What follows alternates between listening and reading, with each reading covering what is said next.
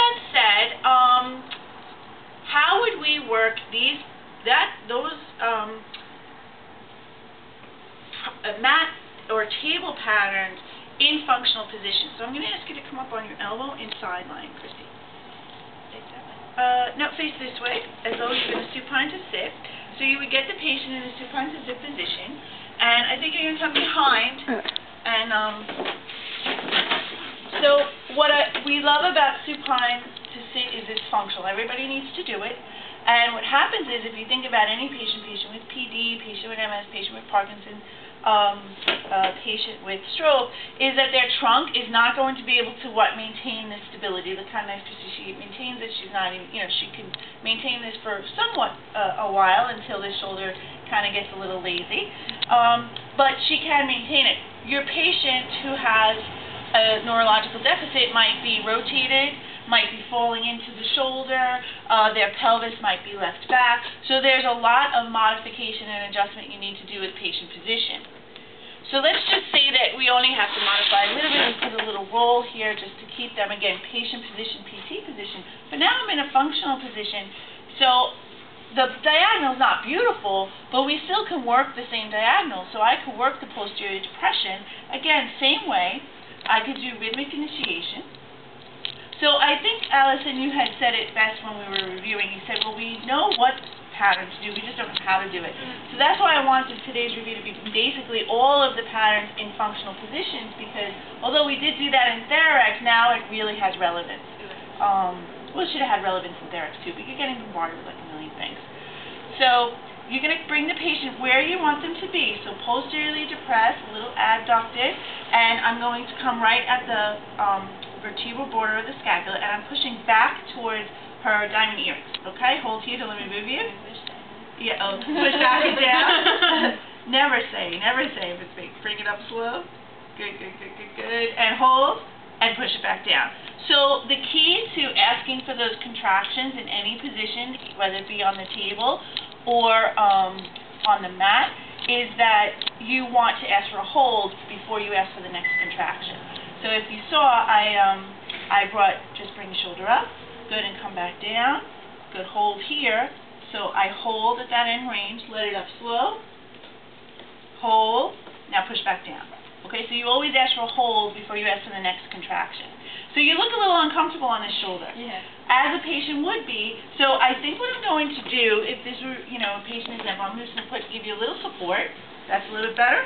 Yes, much better. And now, say this was, so I could work this shoulder being the affected side. Or I could have been working this shoulder being the affected side. Either way, both shoulders need to be worked.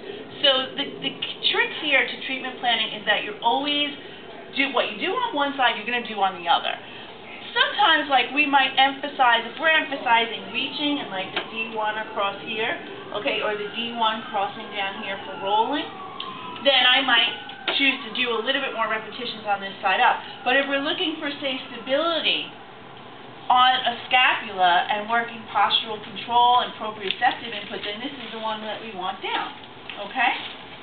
So, and you would do the same thing here. I'm going to bring that shoulder back, and I might say, pull into my hands. Good, pull forward. Good, hold. Let me bring it back slowly. Good. Now hold here, don't let me move you. So now she's going to hold in that position. So all I did was I came posterior and said, okay, now hold here, don't let me move you. Hold here, don't let me move you. And this is rhythmic stabilization. And this is a nice exercise too. You could do it both anteriorly. So hold here, don't let me move you. Good. Did you see how she popped in a little bit? Got to come in slow. I can't like come in and go, hold here, don't let me move you. She's not going to do it. You got to come in slow and say, hold here, don't let me move you. And now, hold here, don't let me move you. Good. So now we get a nice rotation component, because my right hand is anterior, my left hand is posterior. And hold here, don't let me move you. So it's a slight contraction, and you could even have them move through it. So you can say, push into my hand, push, good, and push, good, and push, good, and push, good. Now push back and look back toward me. Hello. And pull forward and look toward your hands. Good. Now push back, look towards me. Hello. And push forward. So what is that doing? Head, neck, and trunk coordination, which is really key. So if you have a patient who has a stroke or Parkinson's disease, who's really fixating their head either here or to the one side, this is a great exercise. Very simple thing to add in. So how you apply the PNF patterns in functional positions often includes something simple like this, alignment, very key, initial conditions, but then involving the head. The other thing that you could do in this functional position, so this is a great position, so now you can sort of hang out on here, if she gets fatigued, so she's just on this roll, is that you could just bend your knees up all the way. Good, is that you could do the pelvic pattern. And so in this position it's great because, and we just did this the first years yesterday, but come on down, good, and up, good. So this is our, So, and you forgot, right, what the pattern was, but she comes right in. My hands are going to be clean on the ASIS and on the IT, and I'm rhythmic initiating, so I could be on both sides. But if I ask you to come up, I have to be on one side. If I ask you to come down, I have to be on one side. Very important. Then, what's nice about working in a functional position is we don't worry as much about the full range of posterior depression, but we get everything involved. Come on up. No, stay on your elbow. Good. And then, and now we're going to come down. And now come on up. Good. And now come on down. So I can work that, I'm assisting with this hand at the rib cage because I want that total body shift, that weight shift. So again, you could see how you would do a few on this side. How would I dose it? I would dose a few repetitions on the right side weight bearing and then a few repetitions on the left side weight bearing. And each is going to have its challenges because what one side of the pelvis does, the other side is doing the opposite. So you're working both, so that's not what's nice about the pelvis. And you have to watch out for kyphosis or lordosis or lack of lordosis. You need to correct for all those things. I mean, with Christy, we really only have to watch this. She sometimes pulls that in. But with a patient, you're going to have to be managing those initial conditions a lot. So you might have to put a towel roll here. You might have to put a towel roll underneath here. But this is quite nice. And then you could even take it a step further. So you're just like working down that chain. You could say, okay, what we're going to do is, can you bring that stool just right over here? Yeah, just put it right by her. No, the other underneath there. I'm sorry. Good. So you could just have the patient, you see that stool? Just bring your feet down onto that stool. And we're going to come up. Good. And come back down. Bring your feet back up. Good. So you could work this with the pelvis as well.